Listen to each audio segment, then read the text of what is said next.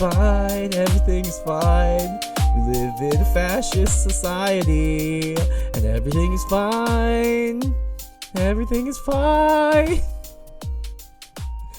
Welcome to A Song of Spice and Rhani. I'm Game of Thrones, Song of Ice and Fire podcast for the girls, the gays, the theys, and the well-behaved strays. Yep, this is the intro now. I am your host, totally mentally here and competent Rhani. And I am your very present and calm host, Spicer. Yeah, you are. We're a good team because we're different. It's peanut butter jelly time. Peanut butter jelly time. I have to finish the intro.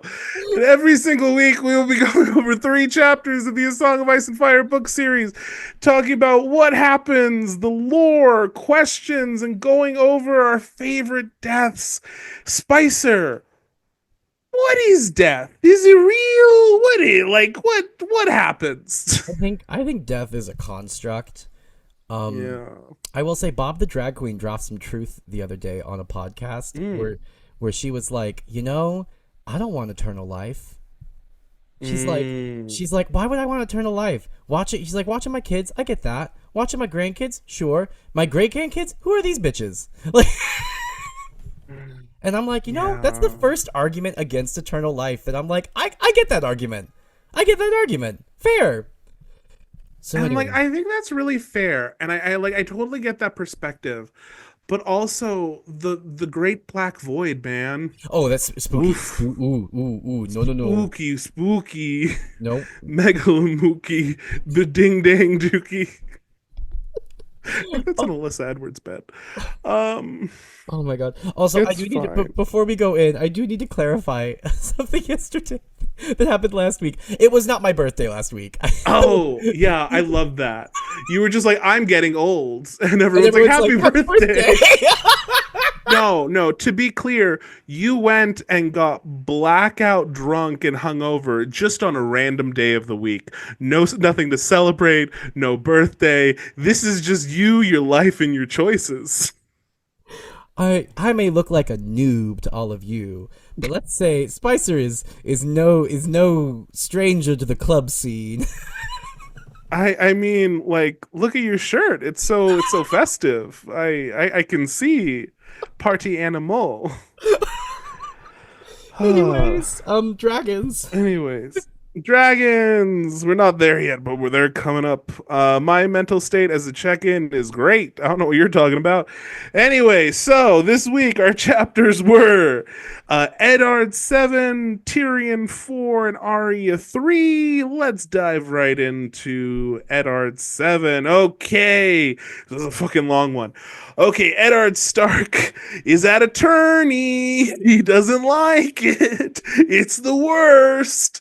But oh no, Jon Arryn, his squire, who Ned Stark was trying to find, he's dead because he's that knight that the Mountain killed at the end of the last chapter. Oh no. Well, how random. For why?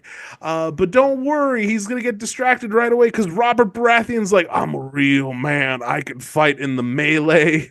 I'm going to beat the shit out of all these people.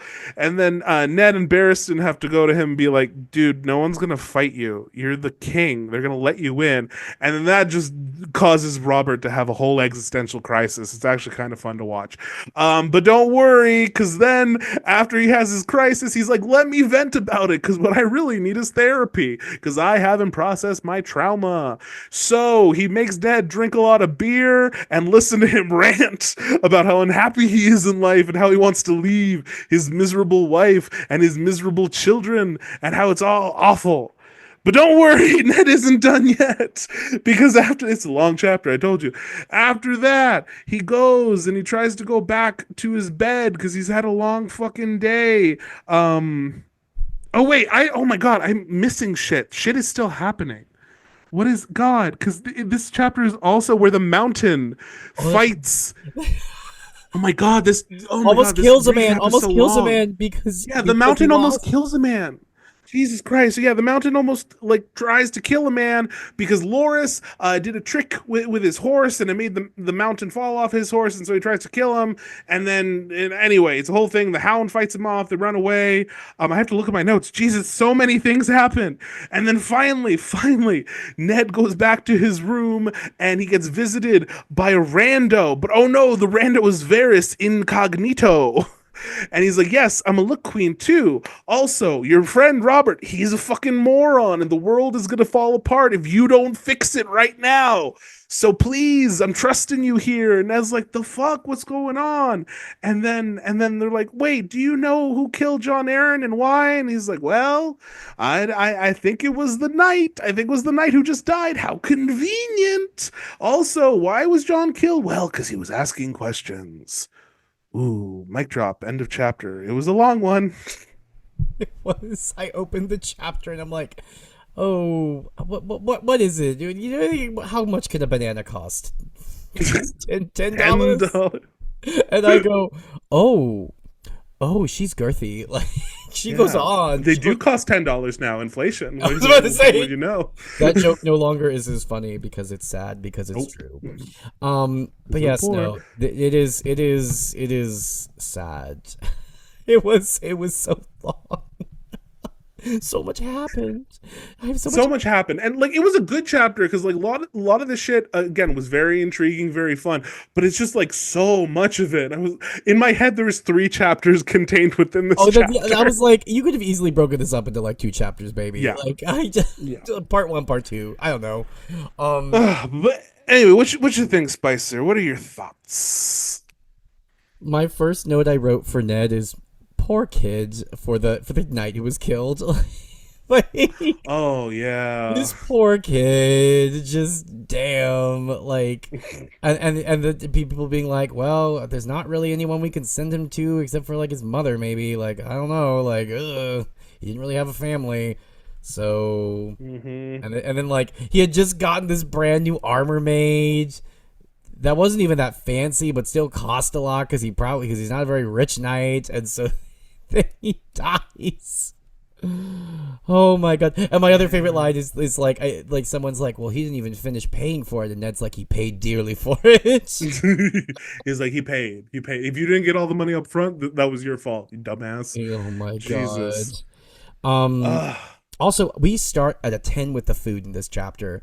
George didn't even wait. Usually we wait until like the end of the chapter and then we get our food. George is like, nah, I'm going to give you a painstaking description of the sausages and bacon being made. And I'm going to tell you how every single fucking... You know, you used to tell me about the food in this fucking book. And you used to be like, George, God, he's not beating these fat allegations. Because boy, does this bitch like to talk... This bitch likes to talk about food! Like...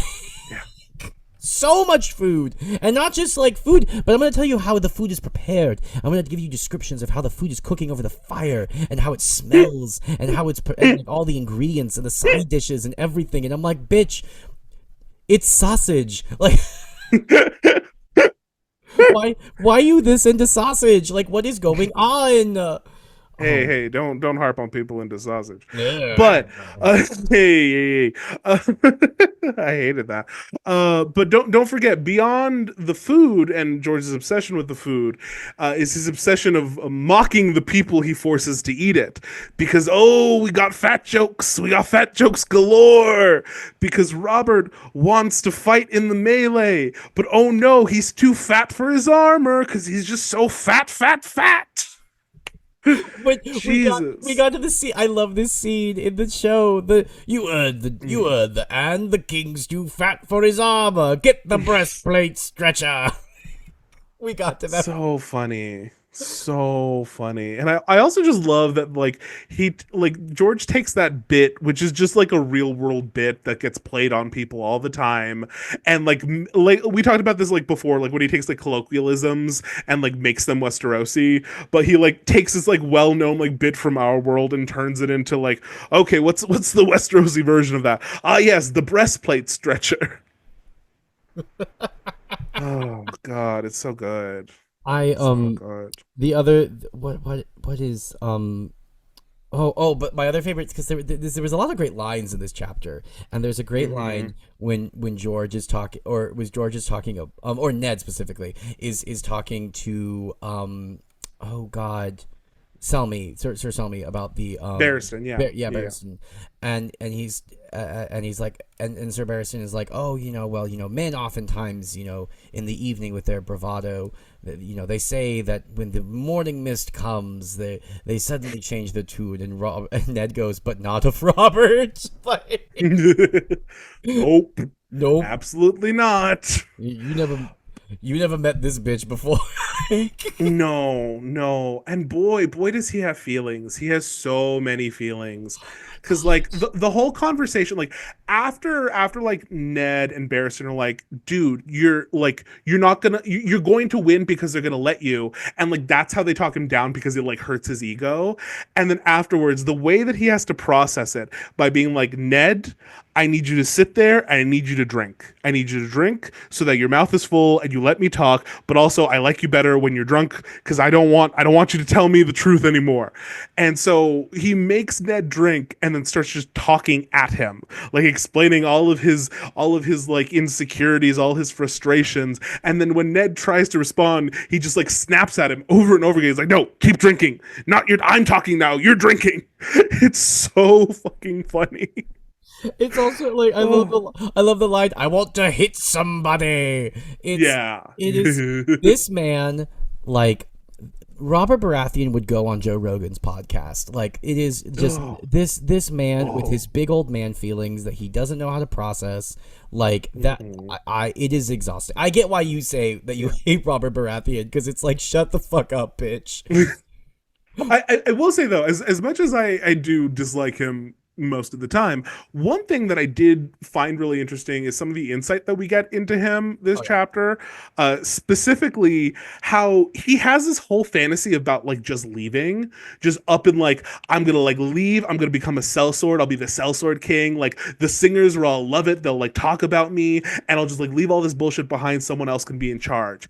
But then he like finishes that with like saying the one thing holding me back is if I'd leave I'd leave Joffrey in charge. And so I don't. And I'm like, that is fascinating, because this is a man who abhors responsibility, but still feels like a nugget of it just enough to know, like, my son would be bad for this country. So as much as I hate it and think that I am also doing a bad job, I think I should stay just to prevent that from happening. Fascinating. Oh yeah, no, it's fascinating that he's like, I get why I had to marry Cersei, but God, that was a mistake. She is a bad person. She is a bad influence. Her family are all dumbasses. Like, and my son is the dumbest person ever. Like, and even Ned has to kind of come to his defense. He's like, well, he's just a boy. And Robert's like, nope. He's like, I could take a wild son. Joffrey's evil. Joffrey's an evil little bitch. And that is fascinating to be like, to admit. I mean, and I mean, he doesn't know that he's not his son technically, but I mean, as far as he's concerned, this is his son, and to be like, oh, I had a terrible child, because like I have had this conversation with like folks who are a little older, like who have kids, and they, once their kid like grows up, they're like, oh, I raised a monster. Like, what happened? Yikes. Like, yeah, exactly. And it's like, it's such a hard thing to like come to terms with, of like, oh, they're bad. Like, which is an interesting conversation about like, is it like nurture versus nature, of like, I mean, in this case, Robert Baratheon was so not involved in his child's rearing. Like, do you think this guy is like on like, bottle duty, like, or diaper duty? Like, this is not, Robert Baratheon has never changed a diaper in his goddamn life. You know what I'm saying? Like, this is not a nurturing man. So like, yeah. All three kids walk in. He's like, which one are you? Sorry, I get you confused. I don't see you much. It's like the blonde ones are back. Like, but like, it's just like, yeah, like in this case, like it makes sense because, he wasn't involved in his kids' lives. So yeah, like of course they kind of turned out to be fucking monsters. But like, it is kind of an interesting thing to bring up, of like, when you realize that like a person that you like raised is kind of a monster, and like the personal responsibility that you feel for that, right? Of where you're like, oh fuck, like, ooh, this is my bad, like.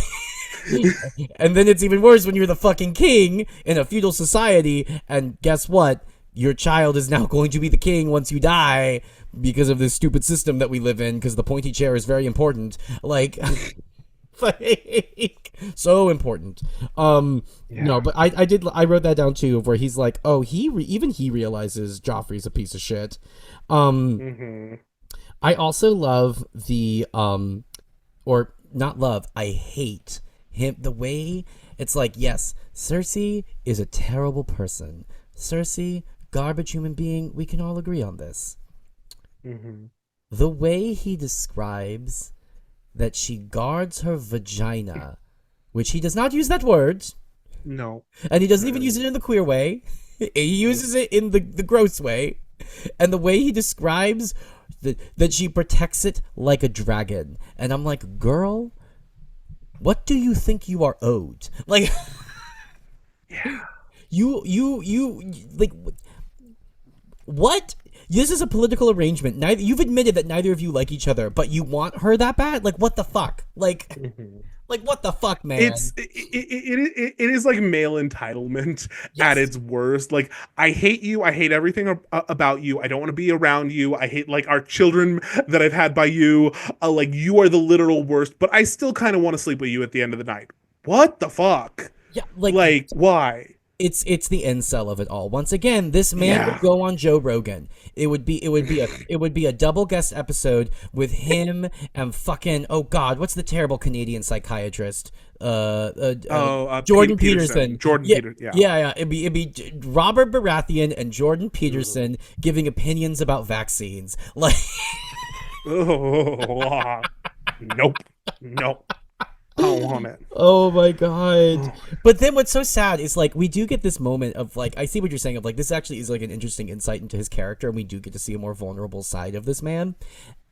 And it's sad because then Ned goes down the Delulu pipeline of being like, this Robert would listen to me if I told him that all of his children were actually bastards and not his trueborn heirs, and he would side with me, and he's like, I can see it now. Oh, but don't forget, he doesn't know that yet. So he's just like, oh, if I went to Robert like with my concerns about Jon Arryn and the Lannisters, he would believe that. It's like, it's not even that far yet, though. No. Like, Robert is like priming him psychologically, because like, oh, I hate my kids feel off, this is weird, like, oh, it's all there. It's all there. Yeah, but then it's like fucking Ned being delusional, being like, yes, and we'll bring the Lannisters to heel, and it'll be like on the Trident again. And I'm like, girl, what is going on? I mean, I'm sure it's the beer, but like.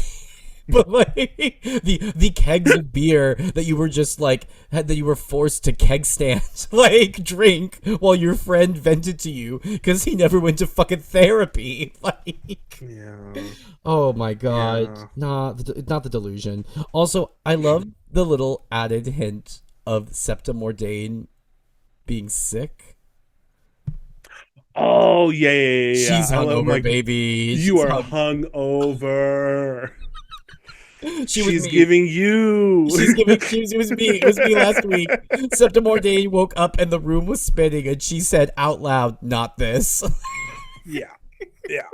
Oh my god. And then one last thing just on this bit before we get, because there's so much more to this fucking chapter. I really love like towards the end of the conversation as it's winding down, and Robert like tries to like snap back into the more like bravado of it all, and he's like, well, I mean, it's okay. I turned out to be a good king, right? Crickets.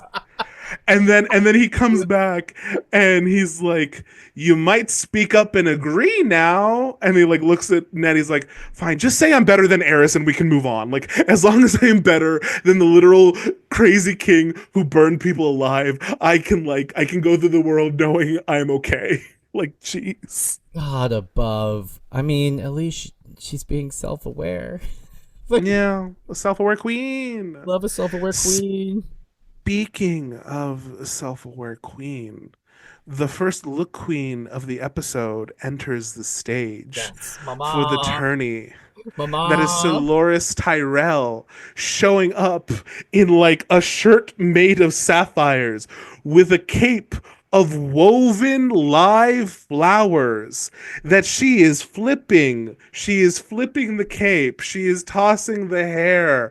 She is the look queen of the season, or at least of the episode at the moment. We don't know. Another contender might enter the villa. But I our introduction, like actually no, not introduction, but just like I love Loras in this chapter because it is the extra of it all. He is so gay. He loves his clothing. And not only that, but she's a trick queen. She's a stunt queen. No, Because what does she do? What does she do? She makes sure that the horse that she is using in the joust is a mare who's in heat, so that the mountain's horse freaks the fuck out and he's able to beat the mountain. Because how else is Loras Tyrell gonna beat the mountain? Because so stunt queen. We love it. We appreciate. she's walking that fucking duck. Like she is duck walking across. She ate in that lip sync. She ate in that lip sync. Marsha, Oh my who? Marsha, who? Like Yeah. deep cut, Oh deep my cut. god. Deep Um, cut. Yeah. yeah, no, that I did catch that. I think I wrote, or I wrote you, not the stallion trumpeting at the mare's scent. Gross. Once again, George coming back in and reminding us that he's a devious little mind. Like, Yeah. Oh my god. oh, I saw there was a TikTok this week from a mutual of mine where they were showing like a meme of like George's like writing or whatever, and it was the one where it's like the oh my god, I'm describing this horribly, but it's like the one where it's a picture of a brain and then like a quote or whatever, and then above it is like a picture of another brain, like the lights are getting brighter, yeah. and then The like galaxy, reaching like the galaxy like brain, Nirvana or whatever, and it was like the base level is like George thinks incest is hot, and then the second level is like George uses incest to like describe the corruptibility of society and show the rot in these feudalistic systems, blah blah blah, and then the top level is George just thinks incest is hot again. And I lost it because, like, yes, George is doing like a lot of like deep thinky stuff, but I'm like also like I do think you're just a little bit of a perv, sir. Just like a little bit of a perv. I think he's just a little pervert. Like I think, and that's fine. Yeah. Like George, come out. And like he's using his perversions, I think, for good, because Yeah. he's like using his perversions to like point out like the fucked up things in society. But at the end of the day, like I also just think you think this shit is hot. Oh no, absolutely. It's like if there were like an ABO writer who like suddenly like was also writing like very deep like commentary on society, like, and it actually was like very thoughtful like commentary, but it's also at the end of the day just wolf porn. Like like it's that he's giving that, but with incest. Oh my god, I can't breathe. Oh my god. Yeah, no. I think he's just a little pervert, and I love that for George. I love that. But God, because this chapter's so long, we're not even done. I know. I It, no, go on, please. no, I've been talking a lot. Please, you're fine. It's fine. Also, I saw there was like a comic sketch where it's like things that white bros wouldn't say to each other on a podcast, and somebody went, "No, you go first."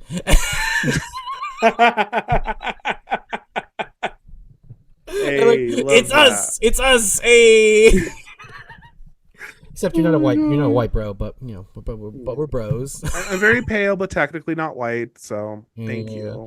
you. But then the other thing I love when we get our moment where the Hound comes in to save, it was that whole sequence was giving very much like professional wrestling. Of like, oh no, the mountain's coming in from behind with the chair. But oh God, who's this? It's the Hound! Ah, coming in to assist Loras Tyrell. Ah, like it's very that. It's very like like WWE, like. Like The Rock just teamed up with Jason Momoa or like whatever the fuck it is. Like you can tell I watch a lot of wrestling. Yeah, but yeah, then totally. but then and then the Hound saves the day. after Robert's like, I guess I need to stop fratricide from happening on my tourney, and stops it. And then I love the iconic line we get from the Hound of "Omno, sir." Yeah. I'm not part of your system, man. Don't. I'm not a part of your system. Yeah, that was the reference. Yeah, Thank yeah, you. yeah, Thank yeah, you, yeah. Spicer. Saying it again really helped because the Yeah. joke wouldn't have landed. But Yeah. now you explained it. But now I've explained it again, so now it makes sense. Yeah. We Yeah. also got our Dance of the Dragons reference. Our Dance of the Dragons We reference. did. We did. It's very brief. It does not go into detail. It's like, oh, they're doing a complex song over there with like multiple parts. It's called the Dance of the Dragons. I'm like, oh, I know what it's about. Hey.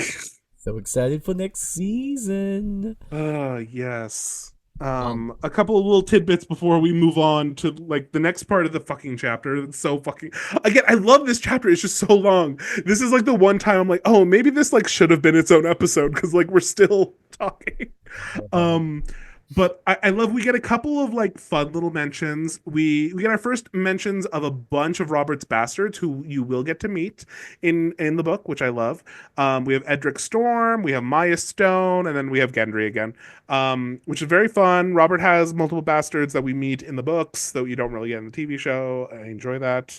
And then another just like little tidbit that I think is so funny when like Ned mentions that like Sansa and Arya are getting along this chapter, and they're like politely like asking each other questions about their day, and Sansa's like, "How do you like dancing?" to Arya because she thinks Arya is legitimately taking dancing lessons, and she's like, "I love it. Look at all these bruises." And Sansa's like, "I think you're doing it wrong." you must not be very good at dancing. Yes, like that's so funny. Oh God. I love Arya having her Mr. Miyazaki moment, you know? Like, Yeah. Yeah. oh my god. And I also love like Ned slowly being like, was this a good idea? Yeah. Yeah. Oh my Ugh. god. I also with on that I love the line Sansa with Ned put them to bed. Sansa with her dreams and Arya with her bruises. Yeah. It was cute. And then, of course, that leads us to the final chapter of the chapter, where Ned tries to go to bed because he's had a day, Not a and day. who shows up but Rando man who he does not recognize, who's sweaty and gross. He's like, "Who the fuck are you?" But who is it? It's Look Queen number 2 of the episode. It is Varys Incognito. We love so It's a much. reveal. We love a reveal. Oh my Oh, god. It's which like I also love the absolute code switching that happens with Varys in this mhm. chapter of like he is not putting it on thick no more, which I'm like I love that he like oh Varys is playing a part. Varys is playing Yes. a role like because he Varys is playing 3-dimensional like or 4-dimensional chess or whatever. Like it's like a performance on a performance on a performance. It's wild. There are layers. He's an ogre. Like just so many layers. which it's like I want to know who the real Varys is. Like who's under Yeah. which like I don't even think he knows at this point. Like he's in so deep. Oh. He's in so deep. He doesn't even know who he is at any given point. Like but no, I love how like we get a very real Varys, and I love how at the very end, like Ned's finally like warming up to this man. He's like, oh, maybe he's not so bad, and he's like, also when you see me in the small council meeting, still be a bitch to me. Like It shouldn't be too hard for you. I'm like, damn. Varys reading. Varys is reading the dolls. Yeah. Oh my god! But no, I did think it was very interesting. Varys like trying trying to like instill like class consciousness into Ned Stark and being like, I need you to be a realist here, okay? There are people who serve the realm and there are people who serve themselves. I serve the realm. I don't give a shit about y'all. I know you do because you think this shit is important, but I need you to be aware that like the needs of the many here, okay? And yeah, no, it's super interesting. Varys is such a fascinating character. I want more. I need to know. Yeah, I'll my soon to be impersonation career at Comic Kongs all over the world just being Varys. Oh my god. But anyways, that's all I got on this incredibly long, epic poem of a chapter. Yeah, I sorry we didn't go into more detail for some of the stuff, but yeah, no, it was very good, and let's take a break and we'll be right back. And we're back. Okay, moving on to Tyrion IV. Tyrion is not having a great time. He was captured by Catelyn Stark, and he's pissy. He's pissy because she continues to trick him. So as we see the end of like the abduction of Tyrion that started the last chapter, where basically she called everyone to help her out, and he starts talking real fast and is like, "Hey, no, I wasn't involved. I promise." Like, okay, fine. Well, if you're gonna take me, just know that like my father is very close by, and he would really like it if someone let him know about this. And Catelyn's like, "Fuck, damn it, no." And so she's like, "Fine, we're gonna leave quickly. We're gonna go down the King's Road. Let's go, bros." And they put a hood over his head and they start riding. And then the second that they get off the road, they take the hood off, and oop, they're somewhere else, because Catelyn is smarter than you, Tyrion, and she said where they were going loud and often. Let everyone hear. I love that. Love that line. So good. But anyway, they're traveling along. They're trying to like feel each other out. Tyrion is proclaiming his innocence. Catelyn is saying like, "No, Peter told me." And he's like, "Oh, well, Peter also says that he took your virginity." And I don't know, did he? And she's like, "No." And it's a whole thing. And then finally some mountain clans showed up and they're like, "Let's kill them all." But Tyrion's like, "Hey, let me fight." So he does a good job. He saves Catelyn at one point, and then they all leave at the end. And now the company trusts Tyrion a little bit more, though Catelyn doesn't. There you go. What did you think, Spicer? We get to see the true battle of the ages. Everyone thinks the real battle is between the Mountain and the Hound, but I don't give a shit about those flops. I want to see the two mega minds go at it and try to outsmart each other. Catelyn and fucking Tyrion. Yeah. Catelyn runs circles around this little bitch. Yes, it's so good. I like lingered on it in the summary because I love that line. I love how she like is fully aware of what he's doing and like, okay, fine, let's play this game. I'm gonna let you direct them however you want, and I'm gonna take you somewhere else. And that line, which I did write down because I fucking love it.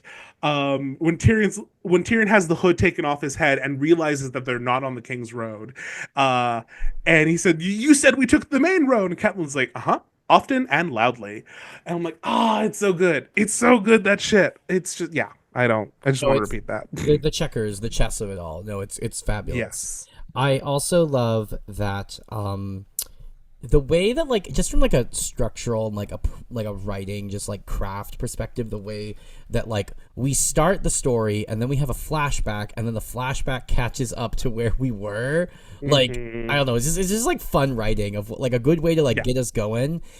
You can tell he worked in television.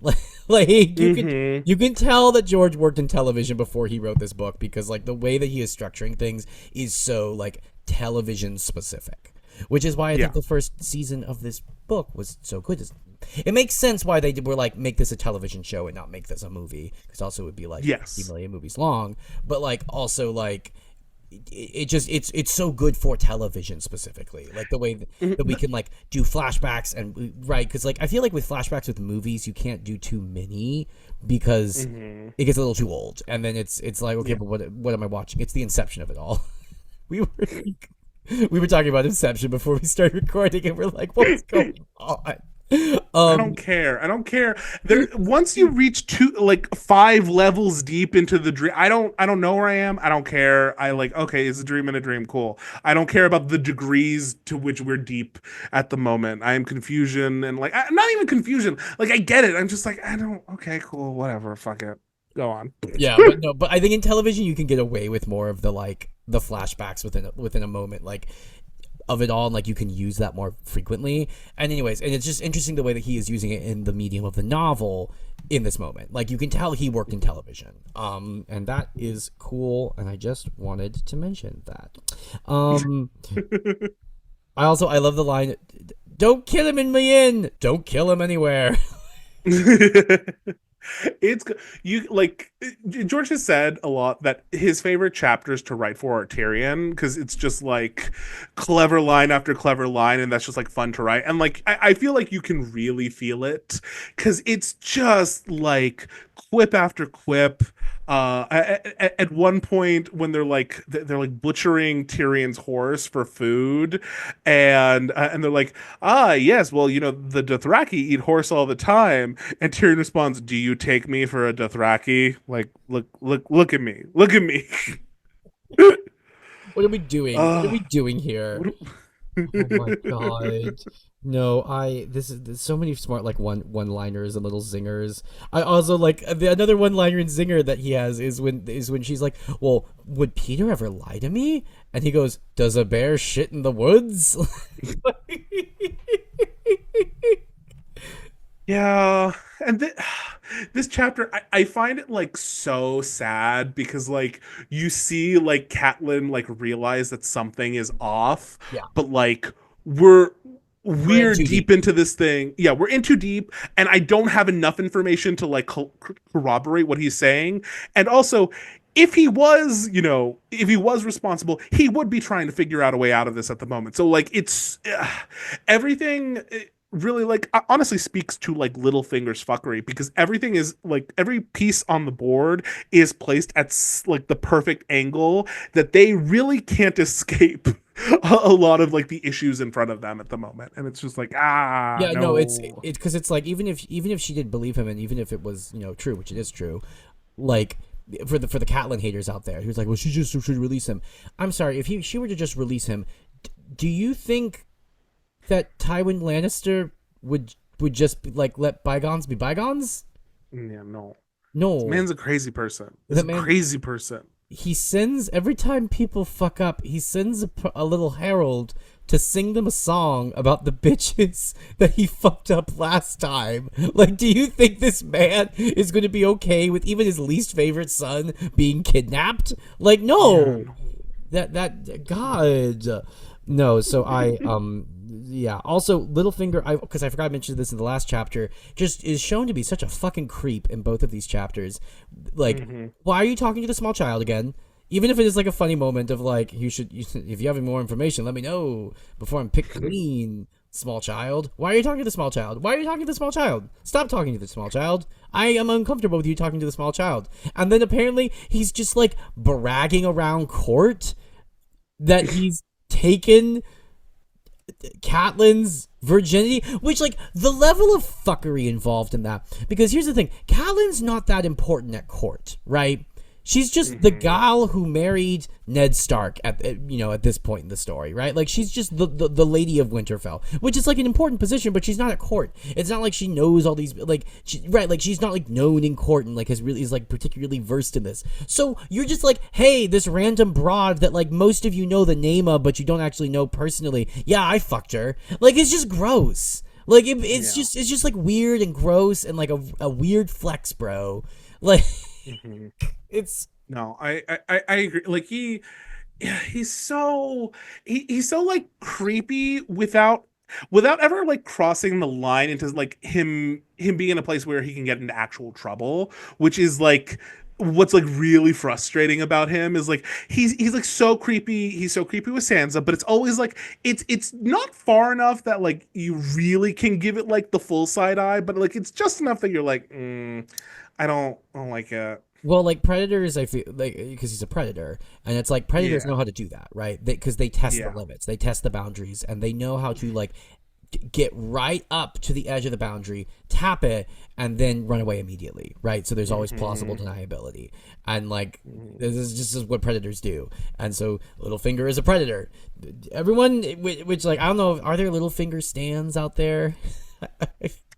Yeah, I would say there's a few. I get a few in my comments every so often. I'm like, that's a weird take. I mean, it's like, yeah, it's like, why? Because like, why do you think this man is like a genius? He's just a predator. he's just Yeah. he's just a Just predator like talking to a. stop touching the little girl, please. Like, please step away. I beg you. You know who Littlefinger is? You know who Littlefinger What? fucking is? Actually, no, because this is giving too much credit to this person, but it's the same vibe. It's fucking Elon. Like it's this person who, Oh God. yeah, Oh. it's yeah. Person who like wasn't that Ugh. important, but like came from privilege and like somehow like became more important. But like people think it's because of like his wits or whatever.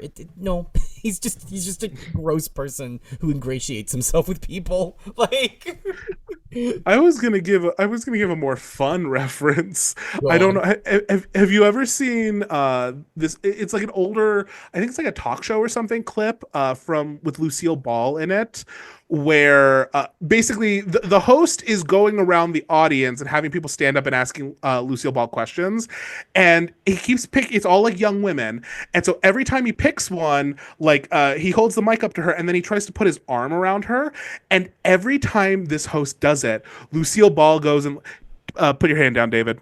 David, you don't need to touch her. David, she's fine. David, hands to yourself. And Yeah.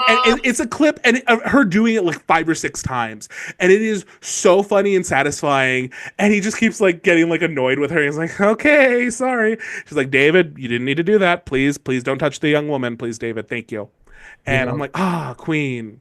I love Lucille Ball. Every time I learn more about Lucille Ball, I'm like, that bitch. She was a real one. Yeah. Like, Hmm. oh my god. Um, but anyways, moving away from the grossness that is Littlefinger, um, Yeah. we meet Tyrion in his new form, Conan the Barbarian. I this is one thing, and like realism, I don't know, but I like that Tyrion in this book actually like does see battle a few Oh yeah, times, and kicks and it's ass. fun. Yeah, like his whole, because like the mountain clans like attack them because they're traveling in the Vale, and the Vale has mountain clans is the thing. And the way that like he's given an axe, he's like, fuck, I've never used an axe, and then he like comes up with a strategy where he hides behind rocks like around the edge of the battle, and then he just like sneak attacks them and just like goes for the legs and then scurries back to another rock before he finds someone else. And I think it's so like fun but funny. Oh no, it's great. It's. I feel like it makes sense. Like it makes sense the way that it goes down, but it is just funny that he just gets go for the legs, Mm-hmm. go for the legs. And and then one of my favorite like lines and moments from this chapter is at one point Catelyn gets cornered, and his initial urge is because he's pissy with her is like to let her die, and then he's like, no, I'll go help. And so he like runs, and it's two guys on foot and then one guy on a horse, and so he like takes out one of the guys on foot, and then like starts to take out the other one, but then like I don't remember what happens, but anyway, Catelyn is able to like get a dagger and like take him out. And so once the two guys are dead, they then turn towards the guy on the horse, and the line reads, "The horseman remembered an urgent engagement elsewhere and galloped off suddenly." And the way every time I read that line, I cackle. I cackle so fucking hard. It's so funny. I cackled at that part too. I had a giant guffaw because I was like, "That's funny. That's a good line." He had an important engagement Yeah. elsewhere. I love when like the singer's like, "I'm bleeding," and Tyrion's like, "I'm pretty sure that's the horse's blood." Yeah. And then he breaks his fingers. Because also, that's the other thing. This whole chapter is like Tyrion, because he's so angry at everyone, he's just like fantasizing about how he's going to murder them all. And then, like, the singer in particular, because he like blames the singer the most for like calling attention and then hanging around, like following them on this, like, trip to the Vale. And so the whole time he's just pissy with him until during the battle, he has to like, he wants to hide next to him, and the singer's trying to like not let him in. And so he just kicks the shit out of him until he gets to hide with him. And then when the horse falls on him, he's like, here's my moment. And then he breaks his fucking fingers by stepping on his hand and being like, stay here, you little bitch. I like how much Tyrion hates the singer. Marillion. It's funny. God, Tyrion hates a theater kid. Which same. Yeah. Um, Same.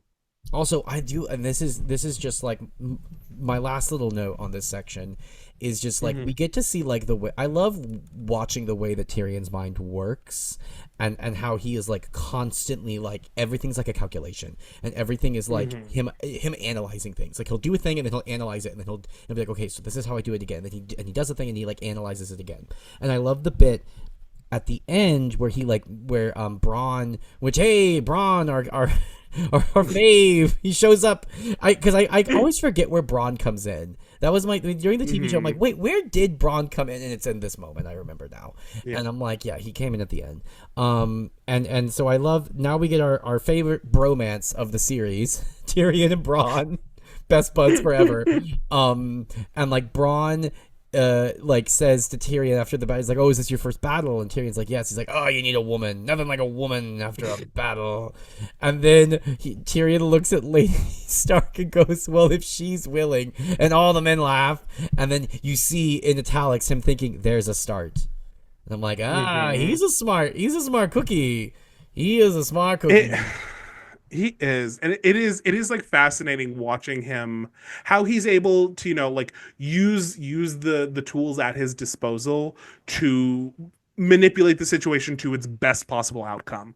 And it's like very interesting always to watch that in real time, whether it was with Jon and like figuring out like, okay, how far can I push this because there's a wolf here, and then now in like a situation like this, it's revealing like his character through like showing instead of telling, and it's good writing. Yeah, no. Well, and like we also get ultimately, because like he's not entirely Machiavellian either. Like he does have a heart because he saves Catelyn Stark. Because like he could have let her die, and then like he would have then been the most senior ranking person there and been like, okay, take me back, please, thank you. Like here's a bunch of money, like. Right, like and his troubles would have been over, but he was like, no, I can't let this lady die. Like that's not cool of me. Let me do it. Let me take care of it. So it's like it also sort of reveals he's not just Machiavellian, right? Because I think there's all this other problem I have noticed with like a particular contingency of this fandom, where like Machiavellian equals good character. Like the more Machiavellian, like ooh, they're so smart. Ooh, they're so cunning. You do realize George is very clearly saying that people who are just smart and have no empathy are garbage human beings. Like, all of the people, Littlefinger, we just talked about, oh god, the balloon again. It's when I do number one. It's when I do the number one, then the balloons appear. Maybe not. Anyways, I don't know. Sorry. For those of you just listening, there is, on Zoom, if you do certain hand motions, balloons appear, and we're both very confused. But as we were just talking about with Littlefinger, like, Littlefinger does have intelligence, but he has no fucking empathy. Like, he's just an unempathetic human being. He's a piece of shit. And, like, George is painting him as such. Like, Cersei does have intelligence, but she has no fucking empathy. She is a piece of shit. Like, all these people who just have nothing but intelligence, but no empathy, are pieces of shit. Tyrion does have intelligence, but he also has empathy. Like, he is like, okay, I do need to help this other person out because they are in a bind and, like, in grave mortal danger, and, like, I can stop this from happening. Even if this is not going to be for my own personal benefit and is going to actually kind of hurt me down the road, like, I have a conscience. So, I don't know, maybe don't just look at things in a weird Machiavellian way, because guess what? You're not the smart internet hacker troll boy that you think you are. I fully agree with that, and I particularly love that analysis because I won't spoil anything. We'll keep it vague. Later on, Tyrion's arc takes a bit of a dark turn, and I think it is when he starts to lose his empathy, or when he like tries to repress it, that he starts making decisions that are yucky, to say the least. So no, I think that's a very that's like a very good explanation, and also I think like highlights why a lot of these characters ultimately do kind of like suffer fuck ups, because they're like missing a part of the brain that could help them in their thought process. They're just thinking about like efficiency and then like losing the human element, which is dangerous because it can lead to its own set of problems that you are now not anticipating. But I digress. No, exactly. Well, that's all I have about our favorite Super Smash Bros. like episode. uh, Same here. We covered everything, so let's take one more break, and we'll be right back. And we're back. Okay, the eye contact, it was a lot. Okay, Arya 3. Let's go over what happens. Arya is doing dancing lessons, and today's lesson is catch a cat, because if you're as quick as a cat and you can catch a cat, you have worth. So she is trying to do that, and she's chasing the big boy, the king cat of the castle, which lots of people have theories about who this cat is, and it's very heartbreaking. But anyway, she's chasing the big black. Oh, I know, Spicer. Oh, we'll get into it. Don't you worry. There's lore on the cat. But she's trying to catch the cat. She's really dirty because she's just like all fucking over the place. She looks like grungy as shit. And then, oh no, she runs into the prince and princess, Tom and Marcella, with their septa, but they don't recognize her because she looks like a dirty boy. And they're like, hey, who are you? Come over here. You shouldn't be here. And so she runs away, and she runs deep, deep into the castle. And she's in the cellars. And oh no, she runs into the Targaryen dragon skulls. And it's terrifying because they're still sharp. And she like cuts herself a little bit. It's horrifying. And then she's like, oh, gotta run away. There's monsters. Oh no, oh no, oh no. And then she goes deeper and deeper into the castle. And what does she hear? She hears voices. Who are they? They're Varys and Illyrio. And they are talking about some scheming. And they're like, oh no, hey, the lion and the wolf are at each other's throats. We gotta slow down because we're not ready. Khal Drogo and Daenerys, they're not ready. And you're like, what's happening? And then like, oh, but there's no slowing it down, so you need to speed them up. You need to speed the Dothraki up. Plans, secret plans. Oh wow. Anyway, Arya tries to follow them, and then eventually she follows them, but she can't find them anymore. But then she ends up in the sewer, which is very interesting because why did they go to the sewer? Why did Varys need to go to the sewer system, which lets out into the ocean? I wonder why. Anyway, afterwards, she tries to get back into the castle. They don't recognize her, but then she like pulls the "I'm a rich kid" stunt, like, "Hey, my father will hear about this," and they're fine. And so they bring her to Ned, and Ned's like, "What the fuck's going on?" She's like, "They want to kill you," because she heard Varys and Illyrio talking about getting rid of Ned possibly. And then Ned's like, "Oh, that's okay. That's weird. I think you're making shit up. Anyway, time to go to bed. go sleep." But and then she does. But not before. Oh, sorry. Not before our border patrol shows up and is like, "Hey, also your wife has kidnapped a very important person and might start a civil war. Whoopsies, whoopsies." We just trying here, and Arya's like, "That doesn't sound good," and she goes to bed. But yeah, so that's the thing. Anyway, what you think, Spicer? What were your feelings?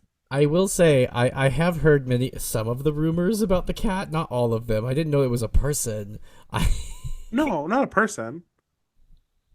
Wait, what? Oh, because you said who this person is. It's very sad. The cat. Oh no, I meant like it's a cat. It's a cat. It's not a person. It's not a person. This isn't like a werewolf situation or a shapeshifter situation. It's a cat. Animals are people too, Spicer. What's wrong with you? Where's your empathy, piece of shit?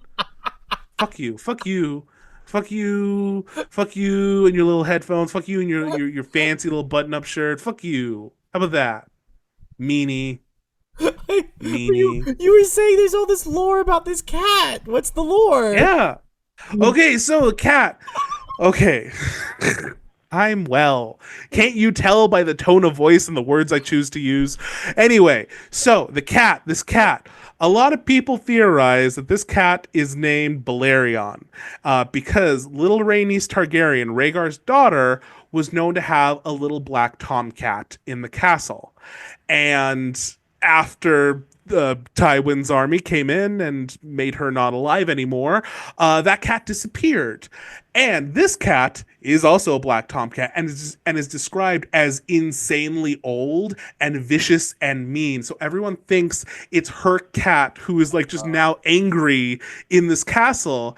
And then fun fact, Arya remembers them talking about how this cat is just like a menace to everyone, particularly when Tywin Lannister was there for dinner one day, the cat went and snatched some of the meat right from Tywin himself and then scurried off because that cat fucking hates Tywin because he murdered his fucking owner. Yeah. Oh yeah, yeah, yeah. Sad. I do remember the cat being named Balerion, and I remember like there being yeah, them talking about it. I've seen the fan art. There's quite a lot of fan art. Because it's so sad and sweet. Like little Rhaenys Targaryen had a cat she named after the dragon because she wanted her own Balerion, and then they killed her. Ah! Yeah, yeah. Fine. Sad cats. Fine, Spicer. Also, my queer reading continues with everyone Yeah. mistaking Arya Yeah. for a fucking boy. And her being like, that's weird. What an interesting development I've noticed here. It's almost as if everyone is perceiving me as the thing that I see in myself. Interesting. Interesting. Oh my god. Interesting. Huh. That's cool. That's cool. Love that. We'll repress that for later. What's the John Mulaney line of like, we're gonna not talk about that because we don't have time to unpack that shit. Yeah, nah. Crazy. Also, Old Nan mentioned. We got an Old Nan mention. We got an Old Nan mention. Old No, one of them said he was a wizard, but not like the ones from Old Nan stories. Yeah, so when she's recalling to Ned, like the conversation between Varys and Illyrio, obviously Arya doesn't know who Varys and Illyrio are, but I think Illyrio calls Varys a wizard or like a magician or something. Yeah, you are. No, Varys first says like, I'm not a wizard, but then Illyrio's like, no, but you are. There we go. Yeah. But no, but actually, there's two Old Nan mentions. Because there's another one earlier. So when Arya's like running away from like the Lannisters, she like goes down the staircase and she's described as like a winding staircase, like the staircase to hell, like the one that Old Nan told them about. So we got two Old Nan mentions, two Old Nans. I now believe that there is a staircase to hell because like Old Nan only speaks the truth. Yeah, exactly. Where's that staircase, Old Nan? Oh my god. But yeah, no, I also, man, the way just so much happened in these 3 fucking chapters and we get scheming. Now Arya is in on the scheming and sees the scheming happening, which I also love the way that like we clearly know that it's Illyrio. Yeah. Because fatter, fattest, the fattest that ever was. Did you know? Fat Rings on his fat little fingers, multiple rings and silks and he's fat and perfumed and he's got a beard and he's fat. George, I like maybe go to therapy before you start working on the current chapter. Like, and eat a sandwich and eat a fucking sandwich. Yeah. Go to therapy, eat a sandwich, and I don't know, unpack your weird kinks. Oof. Big oof. Yeah. But yeah, no, Arya is now in on the plot, which like I love the way that it's set up of like, because she saw it's such a great way. Like, this is the first time I think I've like bought the fact that like this is a child, because we've talked about before of like sometimes George's little issue with the way that sort of like certain people are described and like their thought process. But like this made total sense to me because it's like she's been like running through the castle and she like runs into like fucking giant dinosaur skulls in the basement that they just keep there.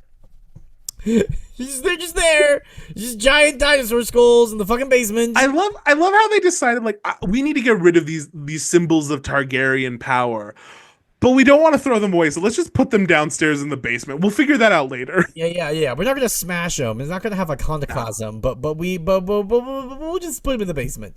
And so like she's like running around and like she sees them. She's like, oh my god, the monsters, and like she's also worried about the voices. And then she runs into these people, and like they're talking about like a mummer. They're like, oh, it's such a mummer's farce the way that they butchered this like assassination job. Bunch of fucking amateurs over here, like.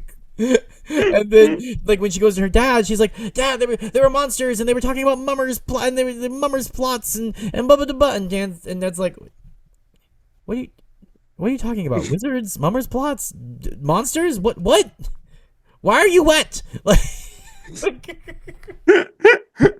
You know why she's wet? Because she had to go down into the sewer. Why? Because that's how Varys has to exit. Why? Because he's a fucking mermaid. So is He's a mermaid. Illyrio also a mermaid?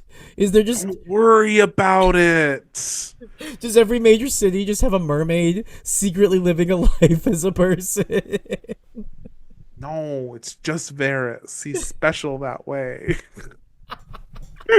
That's what my Comic Con outfit will be. I've never gone to Comic Con. I've never had an entire like interest in, but it will be Varys, but there will be a mermaid tail. Like, Yeah. No, that's good. That's good shit right there. And I want you like on a cart. Like someone has to yeah, push you someone, around. it's you. Yeah. You're pushing me. No, I don't want that.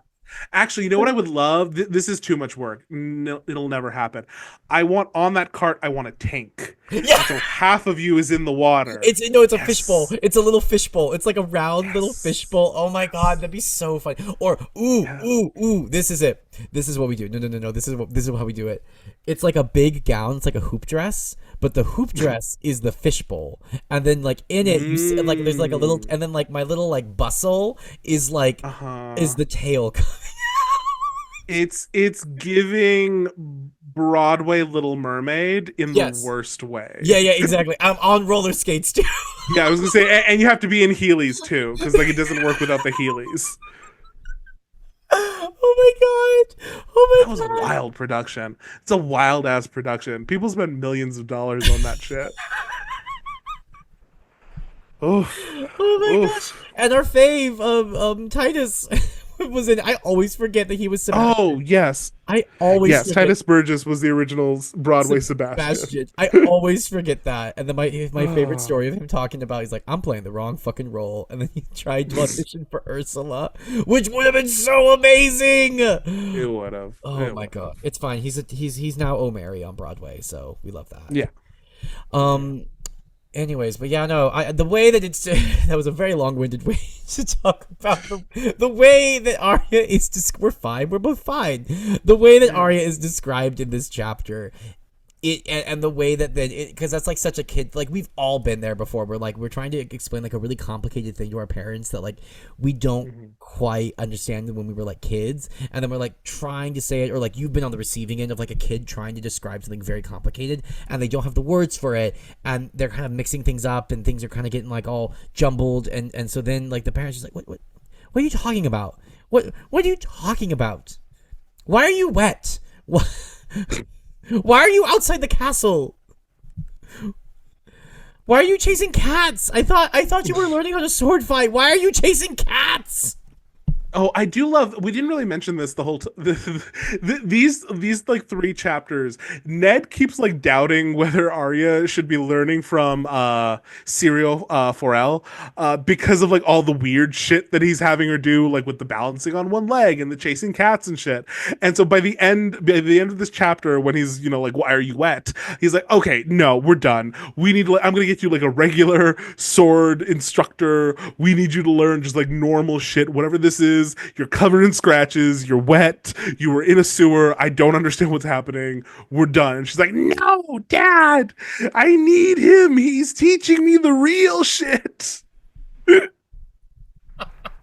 Oh my God. But it's just Ned wants to go home. Ned just wants to go home. Ned is so mad about these bills. He wants people to stop touching his thermostat. He doesn't. He's not built for this. He's not built for this. Yeah, no, he's not. Poor guy. Poor guy. But I do think it's cool that we learn that they're like, again with Varys, they're layers upon layers, because now we're finding out that like, yes, he was revealing like parts of the truth with Ned in that previous chapter, but here we know that there's even like a deeper plan, that they are trying to pit these people against each other, the Lannisters and the Starks, but it's a timing issue. It's like when we pit them against each other is important, because there is a part 2 to the plan, and it involves Daenerys, Khal Drogo, probably Viserys still at this point, and other people that will be revealed as time goes on. Well, and then like what's so interesting too is like once again, my because like I don't like Littlefinger. Fuck Littlefinger. I don't like this guy. I don't like him. Fuck this guy. Fuck this bitch. Yeah. To answer a question from one of the earlier episodes, you know who I want to die? I now know Littlefinger. Fuck that bitch. I want him died. I want him gone. I want him killed. It'd be so satisfying.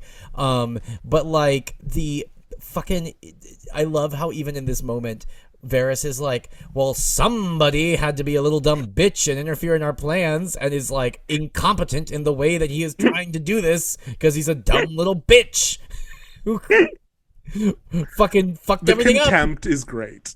It's so good. But and, like, and you know what's so great is like Littlefinger thinks that he is equal to Varys. He thinks he and Varys are like playing on the same level, that they're equals. You are not, bitch. Like, you are over here doing your own fucking stupid little thing, and Varys has like fucking the Illuminati over here, fucking engineering the downfall of multiple different kingdoms, all the while being a mermaid. Like. Like, you she's a multi-talented diva. Like, yes. You know, she is like the plus size queen of this season, who like isn't just a look queen. She can do multiple things. She sews. Yeah. She's funny. She's got pipes. She dances. She can lip sync the house down, and she can plot a coup. Like, she does it all. Like. Anyways, I agree. It is. I love George does this, and I think it's like a really fun technique where he will like drop these like interesting like lore things that could potentially give you too much information, but he does so like in the from the point of view of like a child. So the child can't put it all together. He does this with Arya. He does this with Bran a few times, and it's always like leaves you like wanting just a little bit more.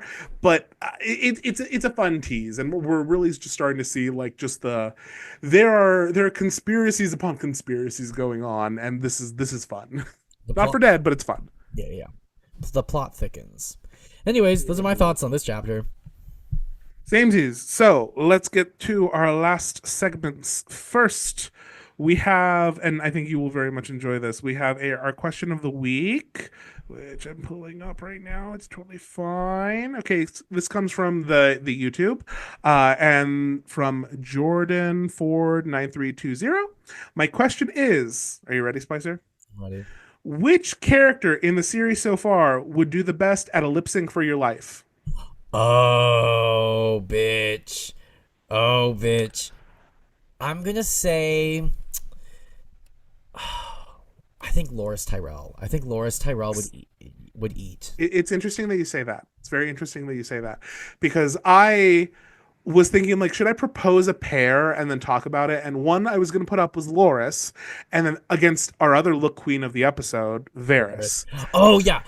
And you think going into this lip sync, you're like, oh, Loras is gonna eat, and he's gonna send this bitch home because he's gonna duck walk because this fat queen. But then this fat queen's got moves, baby. She's got moves. Yeah. She's got moves, and like Loras pulls out the stunt too early in the lip sync, yes. and then Varys drops the stunt at like the beat drop of the song, and it is like everything, and like just like everything is just a little better, and like the looks are great from Loras, and Loras does a very competent job. But like you weren't ready for the seasoned queen that is Varys just wiping the floor. Yes, like Varys has performed in every single fucking club at Hell's Kitchen, right? Like she has done all of them. She's done all of them. The big ones, the small ones. This bitch knows what to do. Like Loras Tyrell started drag like 3 months ago on TikTok. And like beautiful, looks great. The makeup is immaculate, and like Varys did need to work on the makeup just like a little bit at the beginning of the season, but it's gotten there, you know. Yeah, it's gotten there, but it's also because like Varys, like, you know, like she's more of a club queen, right? Like she's a performer, and that's why she eats at the lip sync. I see your logic. Like she's a performer. She's been in the trenches. Loras needs a little polishing. So yeah. No, fully agree. And please remember, if you want to pose wonderful questions like this, feel free to do so in the YouTube comments, the Spotify comments, etc. The great question. I would love more questions in this vein. Please feel free to drop them. Y'all are great. And then finally, a segment that we can do. We can do it. Spicer, what was your favorite death this week? My favorite death was the nameless leader of the Mountain Clan who like the big guy that's like described. Yeah. Because I love it. It's like this big, like intimidating, like barbarian looking guy who's like riding ahead, and then like Tyrion has this passing moment of like he sees him and he's like on the ground. like we don't even Like, see oh. how we don't even see how he dies. He's just dead. Like Also, he's not even like that big anymore. Like once you take the cloak off, he's like teeny tiny, and you're like, oh, okay. padded for the gods, mama. Like Even though I have the option to do literal deaths this week, I do want to be a little more conceptual once again. boo. You know what? Go fuck yourself. I'm gonna say my favorite death this week was Robert Baratheon when he suffered ego death, when he realized that he would never get to fight someone fairly again, and the tantrum that ensued. Like that was a beautiful death right there, you know? Not the ego death. Not the ego death. Coming in with the Freudian analysis of Robert. Yes. Oh my god, the ego death. Oh my god. Oh. But yeah, no. Okay. So much death this season. This So much death. And made continue, please, for my sanity's sake. Just one, Jordan. Just give us one a week. Something we could talk about, I beg of you. Okay, next week, real quick. Our chapters are Eddard IX, Catelyn VI, and Eddard VIII, Catelyn VI, and Eddard IX. There are 2 Ned chapters next week. God. So be prepared for detective shenaniganery. We love it. Yeah. The case continues. Okay. The case continues. Goddamn. Okay, but anyway, thank y'all for listening. Hope you have a great week, and say goodbye, Spicer. Bye, Spicer.